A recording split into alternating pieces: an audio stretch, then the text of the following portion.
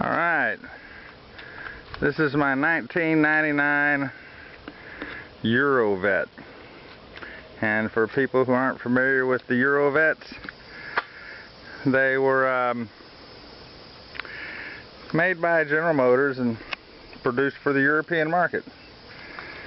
So they just optioned for European, European driving.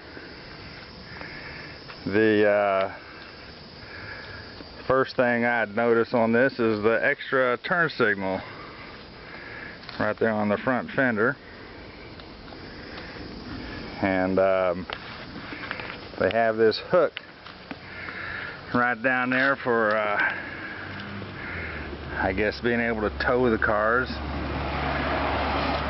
Also, when they transported them across the Atlantic to get them over to Europe, they probably used that to tie it down with.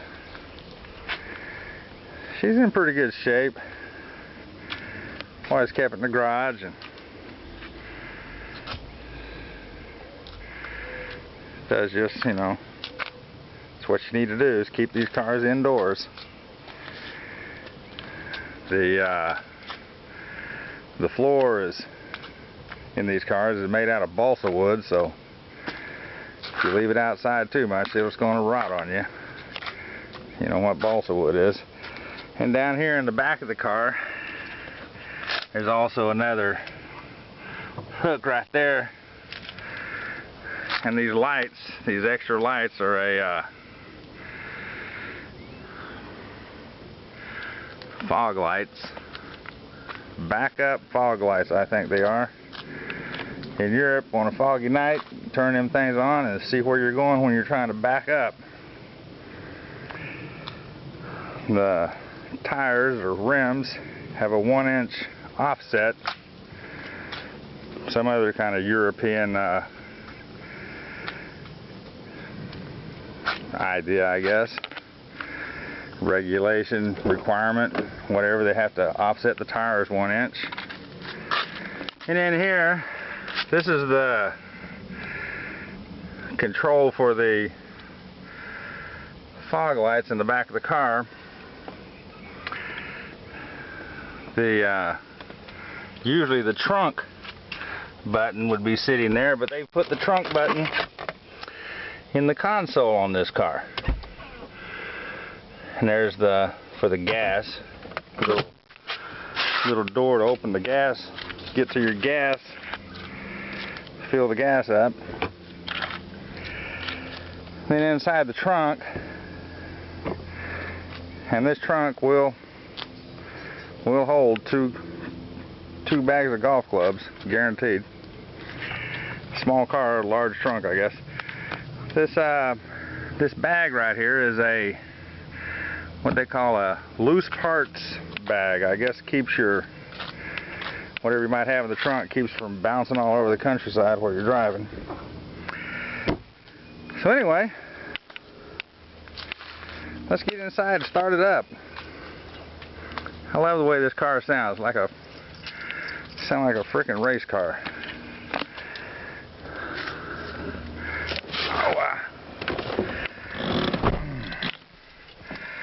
First thing I'd notice is the gauges.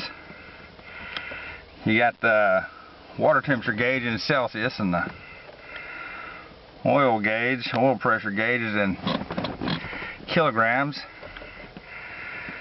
The battery gauge is in ampheres, and the fuel gauge looks just like any other fuel gauge, and the speedometer goes 300.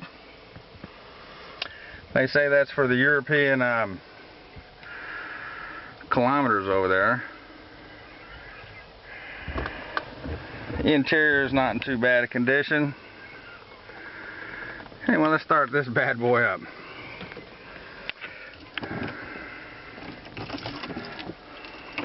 Put the right key in the ignition. Alright, here we go. Just like that.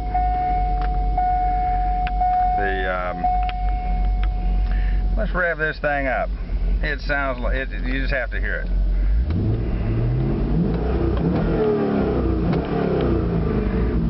Man, if that don't sound European, Sound like a freaking Porsche, man. But it ain't no little 4-cylinder. Windows just go right up, right down. Man, GM makes a great window motor. This thing's 16 years old. Them windows go up down just like a new one. Radio.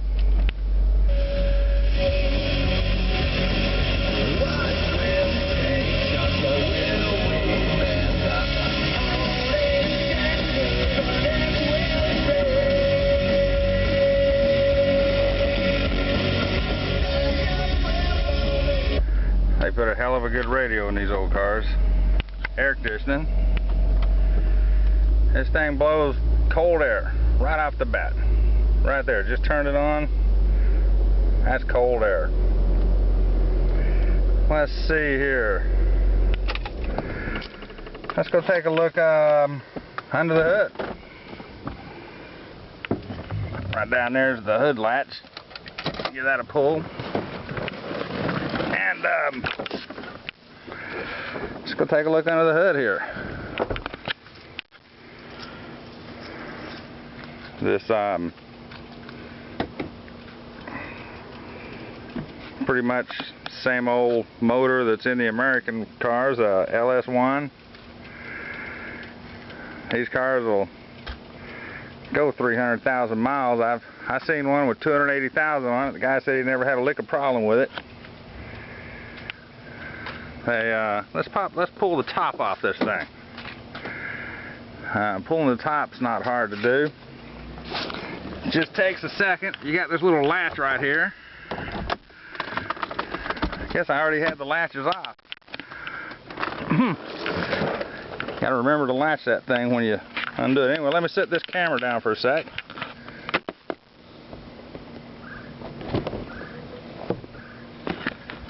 So there you go.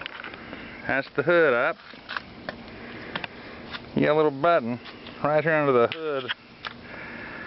This door that opens up for the hood to go into the trunk. Hit that button, windows go down.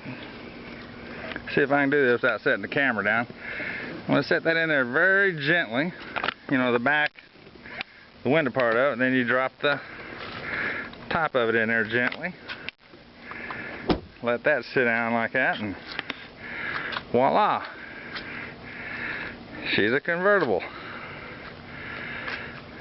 And same with the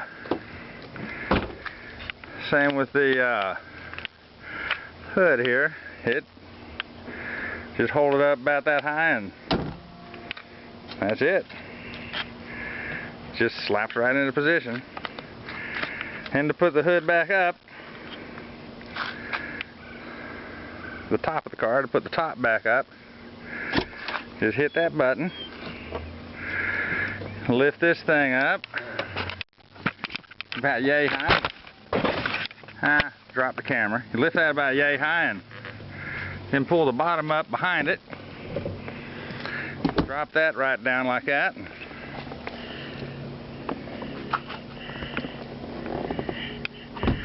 put the top right in position there, and hook them latches. So there it is, my 1999 European Corvette. They say the seatbelt and the steering wheel are European. Somehow they're different than the American seatbelt and steering wheel. And right there you have that little tag. It's got all the European options on there. Whatever options they put on there, those little numbers on that tag or codes that work out to tell you the different options in this car. And over here on the passenger side, we have the European stickers. I guess they say there's your certificate of compliance for England, and 1,745 kilograms. You got 873 kilograms on the front wheels and 942 kilograms on the rear wheels. And 1.5%, whatever the heck that means.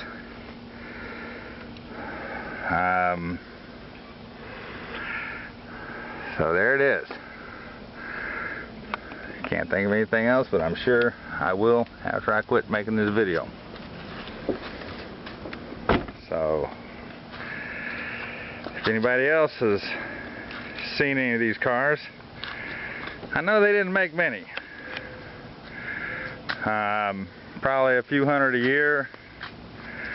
Out of the few hundred, you know, probably a third of them were convertibles, and you know, 50% were probably coupes, and then 20% were probably hardtops. And then the Z06, I don't know if they had a Z06 in 2009 or 1999, but I guess they did in 2002, so that would take up another percentage of them. So this being a 1999 European Corvette, there's probably not 119